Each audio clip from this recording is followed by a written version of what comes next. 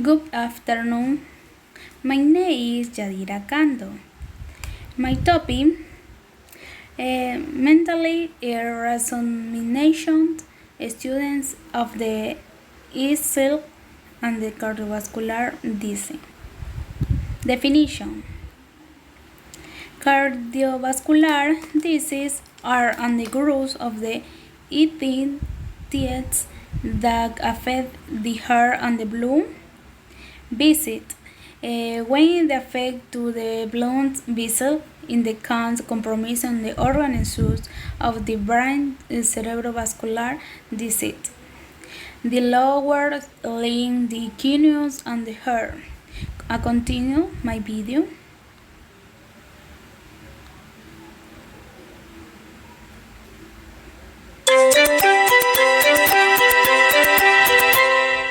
Hi, this is Tom from ZeroToFinals.com. In this video, I'm going to be going through cardiovascular disease. You can find written notes on this topic at ZeroToFinals.com/CVD or in the cardiology section of the Zero to Finals medicine book. Let's jump straight in. So first let's talk about atherosclerosis. Athero basically means soft or porridge-like. Sclerosis is hardening. And atherosclerosis is really a combination of atheromas, which are fatty deposits in the artery wall, and sclerosis, which is the process of hardening or stiffening of the blood vessel wall. Atherosclerosis affects the medium and large arteries in the body, and it's caused by chronic inflammation and activation of the immune system in the artery wall. So this causes deposits of lipids in the artery wall, followed by the development of fibrous atheromatous plaques. These plaques cause a few different problems. Firstly, they cause stiffening of the artery wall, which leads to hypertension or raised blood pressure. This is caused by the strain on the heart trying to pump blood against an artery wall that won't expand with the extra pressure. So it pumps against that extra resistance and causes higher blood pressure. The second problem is stenosis. So this is a narrowing, because of the plaques, of the space that the blood can flow through in the blood vessel. And this causes reduced blood flow in conditions like angina or peripheral vascular disease. And the third problem is plaque rupture.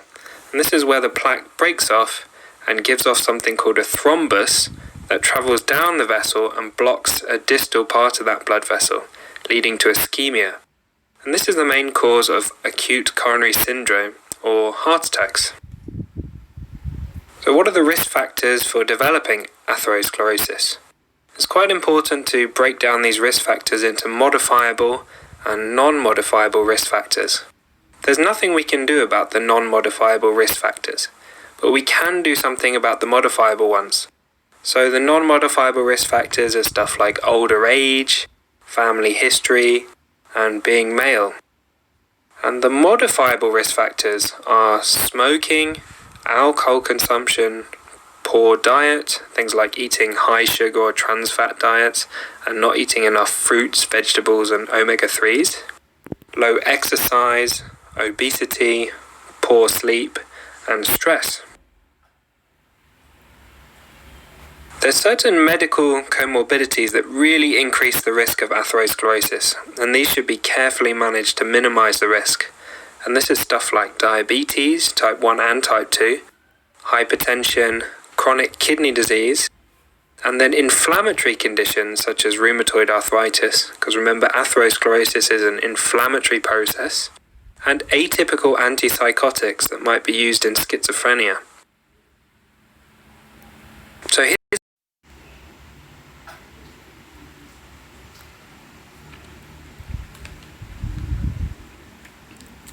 Application is the news.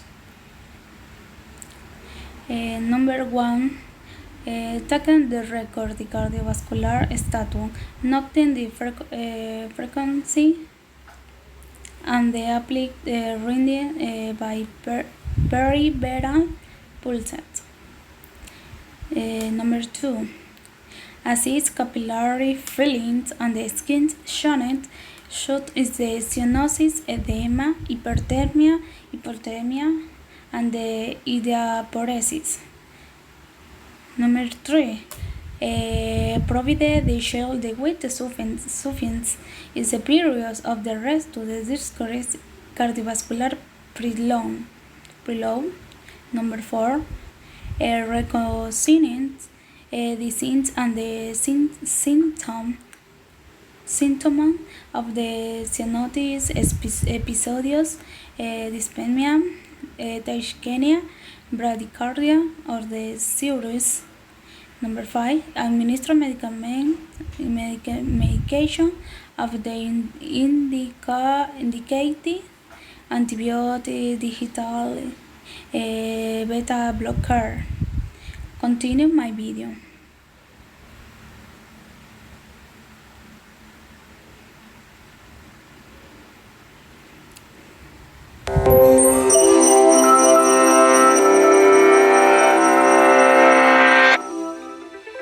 Approximately 7 million people around the world die from heart attacks every year. And cardiovascular disease, which causes heart attacks and other problems like strokes, is the world's leading killer. So what causes a heart attack? Like all muscles, the heart needs oxygen, and during a heart attack, it can't get enough. Fatty deposits, or plaques, develop on the walls of our coronary arteries. Those are the vessels that supply oxygenated blood to the heart. These plaques grow as we age, sometimes getting chunky, hardened, or inflamed. Eventually, the plaques can turn into blockages. If one of the plaques ruptures or cracks, a blood clot will form around it in minutes, and a partially closed artery can become completely blocked.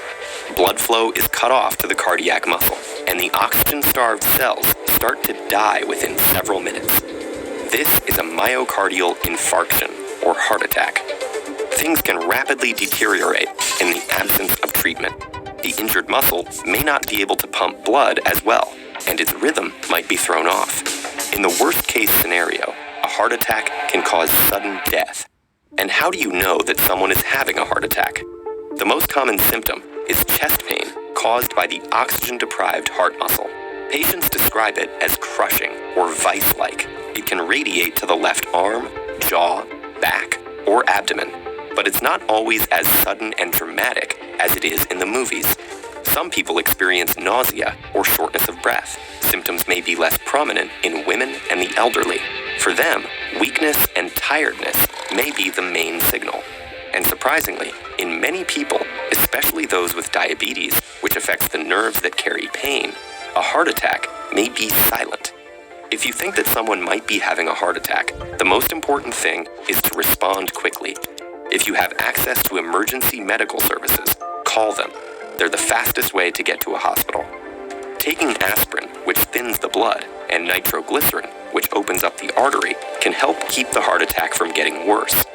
In the emergency room, doctors can diagnose a heart attack. They commonly use an electrocardiogram to measure the heart's electrical activity, and a blood test to assess heart muscle damage. The patient is then taken to a high-tech cardiac suite, where tests are done to locate the blockages. Cardiologists can reopen the blocked artery by inflating it with a balloon in a procedure called an angioplasty. Frequently, they also insert a metal or polymer stent that will hold the artery open. More extensive blockages might require coronary artery bypass surgery. Using the body, heart surgeons can reroute blood flow around the blockage. These procedures reestablish circulation to the cardiac muscle, restoring heart function. Heart attack treatment is advancing, but prevention is vital. Genetics and lifestyle factors both affect your risk, and the good news is that you can change your lifestyle. Exercise, a healthy diet, and weight loss all lower the risk of heart attacks, whether you've had one before or not. Doctors recommend exercising a few times a week, doing both aerobic activity and strength training. A heart-healthy diet is low in sugar and saturated fats, which are both linked to heart disease. So what should you eat? Lots of fiber from vegetables, chicken and fish instead of red meat, whole grains, and nuts like walnuts and almonds all seem to be beneficial. A good diet and exercise plan can also keep your weight in a healthy range, which will lower your heart attack risk as well. And of course, medications can also help prevent heart attacks. Doctors often prescribe low-dose aspirin, for example, particularly for patients who've already had a heart attack and for those known to be at high risk. And drugs that help manage risk factors, like high blood pressure, cholesterol, and diabetes, will make heart attacks less likely too. Heart attacks may be common, but they don't have to be inevitable. A healthy diet, avoiding tobacco use, staying fit, and enjoying plenty of sleep and lots of laughter all go a long way in making sure your body's most important muscle keeps on beating.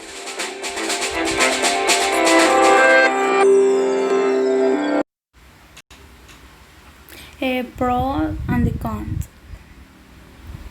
Number one, pain anxiety discourages cardiac output, intolerant to activity, non-legal deficits, port disease perfusion, impairing spontaneous breathing, risk of defecation intravenously.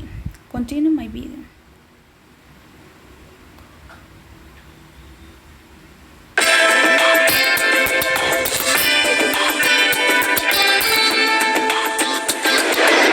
Nearly 2,500 people will die every day due to heart disease.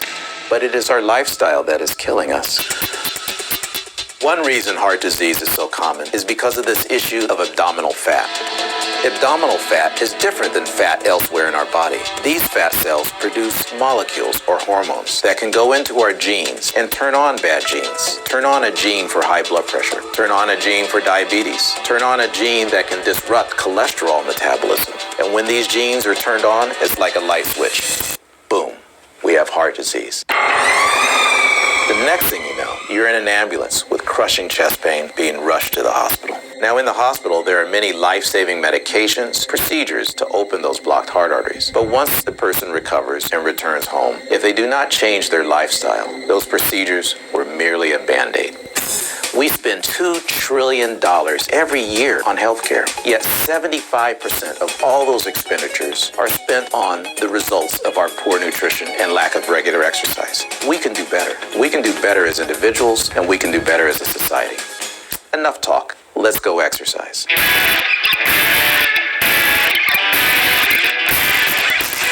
So, the latest statistics show that many people have taken this message to heart. They're exercising more regularly. Yes, a third are not exercising, but a third are, at least occasionally, and 1/3 has really gotten the message. They're exercising regularly.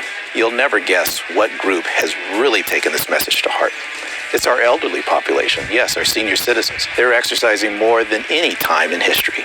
So challenge yourself and make it fun. See what your body can do.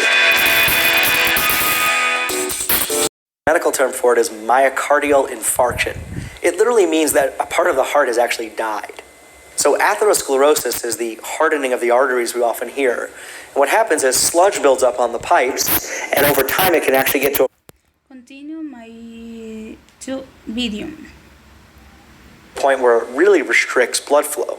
That creates angina.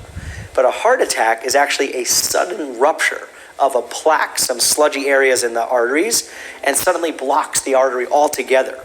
And that causes incredible pain to the heart. And if it's left long enough, meaning we don't put in a stent or bypass or try to get rid of the clot in some way, it can lead to death.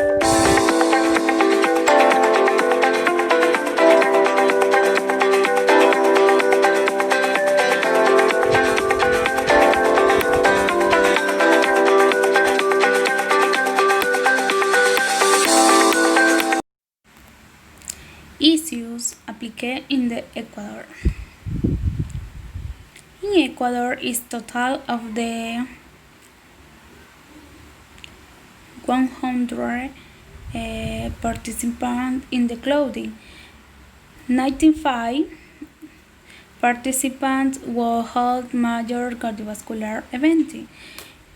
Were included in the students, the ACLG and the EMGCR score were associations with similar pattern of the genes. It depends the lipid and the protein levels and with similar effects onto the risk of the cardiovascular event. Per decrease of the things mg per deciliter in the LDL cholesterol level of the radio for the cardiovascular event in 0.823 25 confidence interval. Neither lifelong genetic invitations of the ATP citrater is licensed nor a lifelong genetic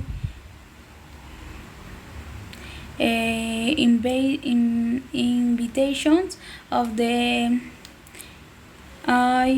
IMGCR was association with in the crisis rise of the cancer. Continue my video.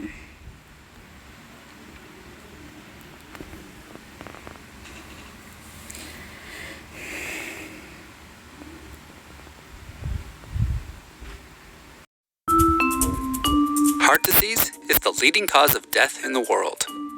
Approximately 1 in 2 men and 1 in 3 women develop heart disease during their lifetime. In an effort to learn more about this disease, scientists noticed that people who spend more time in education are less likely to develop heart disease. This finding is interesting. However, what so far has been a mystery is whether this relationship is due to cause and effect.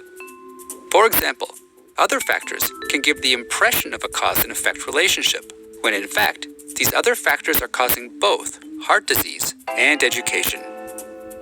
One way to check if more education prevents heart disease is to do a randomized controlled trial. For example, take a group of young individuals, some with high physical activity, some with low, some with good diets, some with bad. Randomly shuffle them into 2 groups. Give one half more education and give the other half less education. Then wait about 40 years to see which of the 2 groups develops more heart disease. Such a trial would give us the most reliable evidence on whether more time in education is protective of heart disease. However, this trial is virtually impossible to do because of the long wait time. So researchers of the current study did the next best thing. They mimicked a trial by looking at randomization that occurs in nature. In every human, all genetic material is randomly allocated from their parents, including 162 DNA markers linked to education. Some people randomly receive more of these 162 DNA markers, while others receive fewer. Just like in a randomized controlled trial, the beauty of this natural trial is that the allocation of educational DNA markers is not linked to any other factors, such as diet or physical activity. Researchers then asked the question, do people with more of these 162 DNA markers, and therefore slightly more education, develop less heart disease later in life? The answer is yes. The group with more education developed about 30% less heart disease. This finding suggests that longer education prevents the future development of heart disease. This means that doctors, public health experts, politicians, and civil society groups who advocate for more education may also be doing a big favor for the health of our hearts.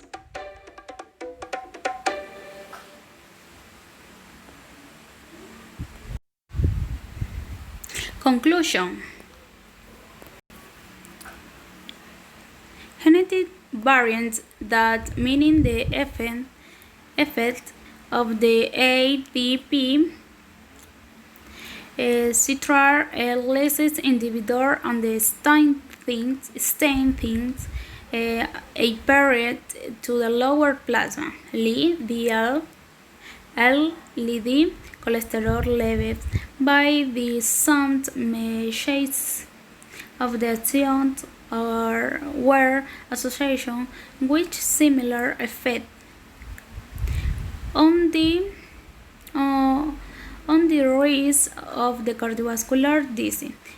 Per until This cause is the LDL cholesterol level. Thank you.